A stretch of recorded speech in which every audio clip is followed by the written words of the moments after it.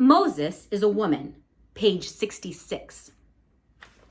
Restlessly, she turned back to the kitchen. The clock, ticking loudly on the mantel, caught her eye. 11 o'clock, she said aloud. Will this day never end? Bert added more wood to the fire. If you do a little work, the time would go faster. He picked up a brush and went outside, where he began to clean the potatoes he had dug. Well, you don't have to tell me what to do, little brother, said Laura. Her pride was injured at criticism from Bert. It used to be the other way around. She was the one who gave him orders. Well, somebody ought to boss you, he called, brushing with furious energy. You haven't done a lick of work since you came here. In case you've forgotten, up north, we don't have slaves to do everything for us. Laura turned red. She felt like slapping him. She hated to admit that what he said was true. Laura started up the stairs to her room. Then she remembered that it was no longer her refuge, but Martin's. Slowly, she returned to the kitchen.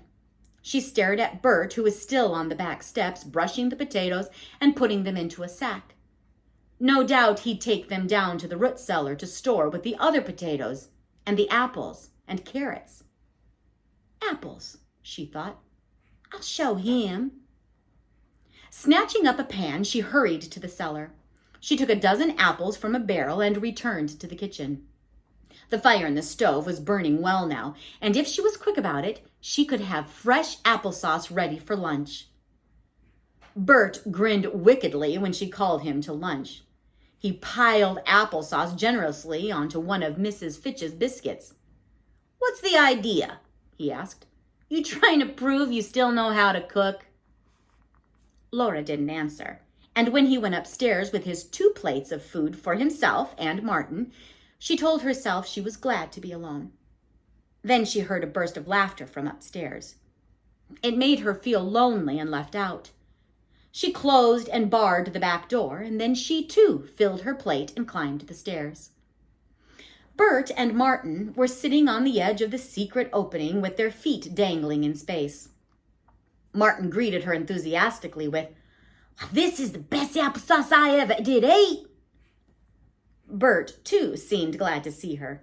He slapped the floor beside him. Have a seat. Well, what are you two laughing about? Laura asked, sitting down on the rocker with self-conscious dignity. I heard you just before I came up.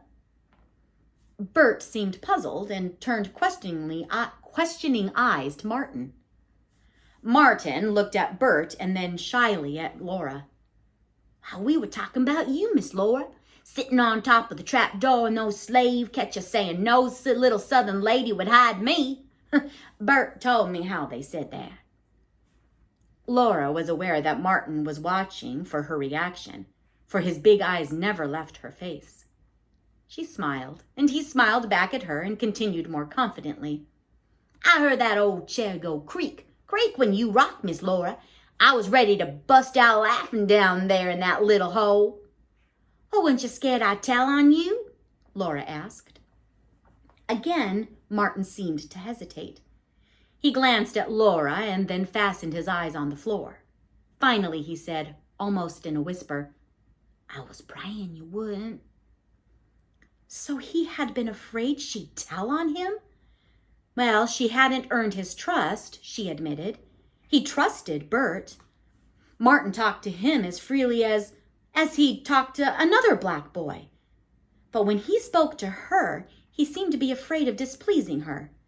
She had noticed the same manner in Uncle Jim's slaves whenever they spoke to white people. She became aware that Martin was staring earnestly at her, so she said gently, Go ahead. Don't be afraid to speak up. Well, I was just going to say. Again, Martin's gaze traveled to the floor. Nobody who took me in told me ever since I ran away. Nobody who took me in told on me ever since I ran away. Lots of folks hid me, black folks and white ones. They could have sent me back to my master for the big reward, but they didn't. So, lots of people helped you? Laura said thoughtfully. Yes'm.